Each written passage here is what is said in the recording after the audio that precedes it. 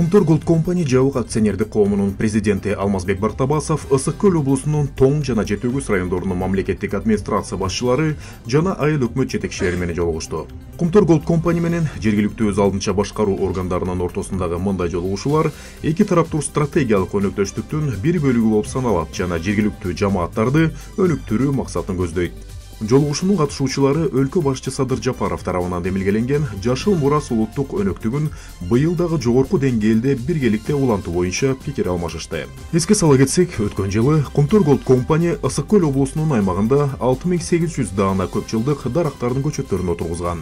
Мындан тышкары компания айлана чөйрөнү коргоого багытталган жергиликтүү коомчулуктун бир катар долбоорлорун колдоого алып келет. Айыл өкмөт башчылары Кумтор Голд Компаниге жергиликтүү жамааттарды өнүктүрүүгө жана айыл тургундарынын жашоо шартын жакшыртууга көмөктөшүүгө багытталган социалдык долбоорлорго дайыма колдоо көрсөтүп келе жаткандыгы үчүн ыраазычылык билдиришти.